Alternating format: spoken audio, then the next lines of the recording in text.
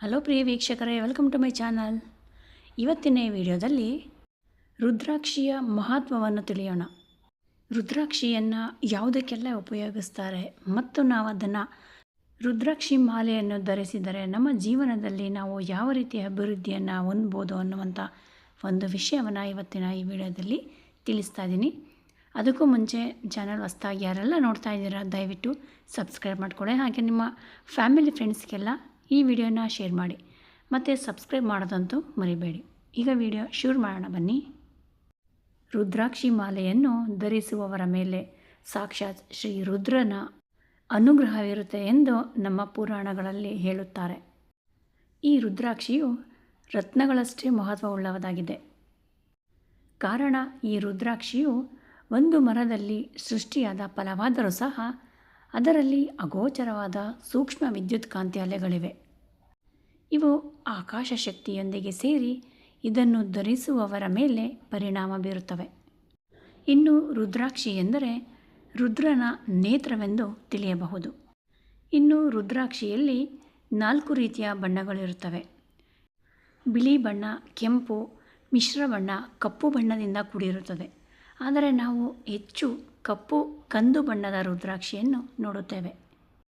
ಇನ್ನು ರುದ್ರಾಕ್ಷಿಗಳು ಸಾಮಾನ್ಯವಾಗಿ ಮಾನಸಿಕವಾಗಿ ಮನಃಶಾಂತಿ, ಉತ್ತಮ ಆರೋಗ್ಯ, ರಕ್ತದೊತ್ತಡ, ಮಾನಸಿಕವಾದ ಕ್ಲೇಶಗಳನ್ನು ಕಡಿಮೆ ಮಾಡಿ ಎಲ್ಲ ದುರದೃಷ್ಟವನ್ನು ತೊಡೆದುಹಾಕಿ ನಮ್ಮ ಆತ್ಮ ಮತ್ತು ಮನಸ್ಸನ್ನು ಪರಮಾತ್ಮನ ಕಡೆ ಒಯ್ಯುತ್ತದೆ. ಈ ರುದ್ರಾಕ್ಷಿಯ ಫಲವು ಯಾವಾಗಲೂ ಪ್ರಬಲ ಶಕ್ತಿಯಿಂದಲೇ ಕೂಡಿರುತ್ತದೆ.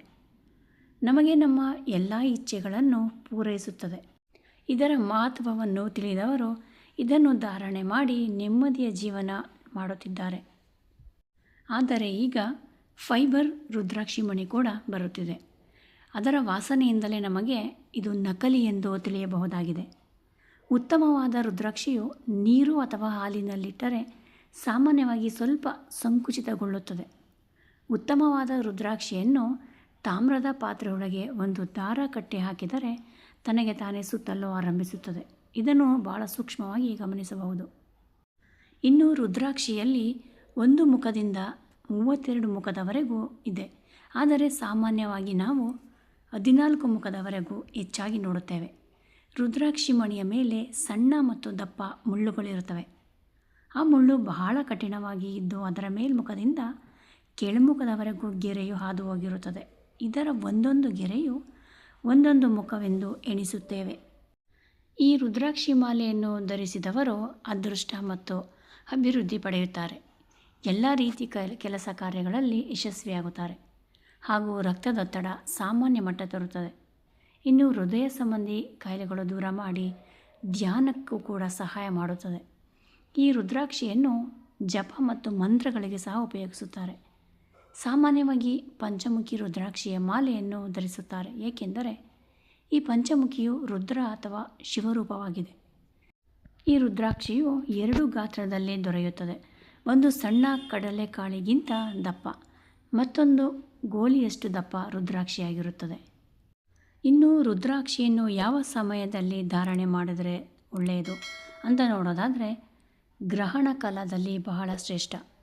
ಅನಂತರ ಸಂಕ್ರಾಂತಿ, ಶಿವರಾತ್ರಿ, ಶ್ರಾವಣ ಸಮಯ, ಹುಣ್ಣಿಮೆ, ಸೋಮವಾರ ಪ್ರಾತಃ ಕಾಲದಲ್ಲಿ ಈ ರುದ್ರಾಕ್ಷಿ ಮಾಲೆ ಧಾರಣೆಯಿಂದ ಒಂದು ಅಶ್ವಮೇಧ ಯಾಗ ಮಾಡಿದ ಪುಣ್ಯ ಲಭಿಸುತ್ತದೆ. ಈ ಮಾಲೆಯನ್ನು ಜಪ ಮಾಡುವಾಗ ದರ್ಬೆಯ ಆಸನವನ್ನು ಉಪಯೋಗಿಸಬೇಕು.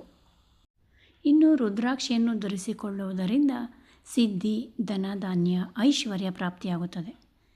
ಪ್ರತಿದಿನ ಜಪ ಆರಂಭಕ್ಕೆ ಮೊದಲು ಬಿಲ್ವಪತ್ರೆ, ಧೂಪ ದೀಪಗಳಿಂದ ಪೂಜಿಸಿ ಮಂತ್ರಸ್ಮರಣೆ ಮಾಡಿ ನಮಸ್ಕರಿಸಿ ಜಪವನ್ನು ಆರಂಭಿಸಬೇಕು. ನೋಡಿದ್ರಲ್ಲ ವೀಕ್ಷಕರೇ, ರುದ್ರಾಕ್ಷಿ ಮಾಲೆಯನ್ನು ಧರಿಸುವುದರಿಂದ ನಮ್ಮ ಜೀವನದಲ್ಲಿ ಹೇಗೆ ಏಳಿಗೆಯನ್ನು ನಾವು ಹೊಂದಬಹುದು ಅಂತ. ಈ ಪುಟ್ಟ ಮಾಹಿತಿ ನಿಮಗೆ ಇಷ್ಟ ಆಗಿದೆ ದಯವಿಟ್ಟು ವಿಡಿಯೋನ ಲೈಕ್ ಮಾಡಿ, ಶೇರ್ ಮಾಡಿ. ಮತ್ತಷ್ಟು ಮಾಹಿತಿಗಾಗಿ ನಮ್ಮ ಚಾನಲನ್ನು ಸಬ್ಸ್ಕ್ರೈಬ್ ಮಾಡಿ. ಕೇಳಿದ್ದಕ್ಕಾಗಿ ಧನ್ಯವಾದಗಳು.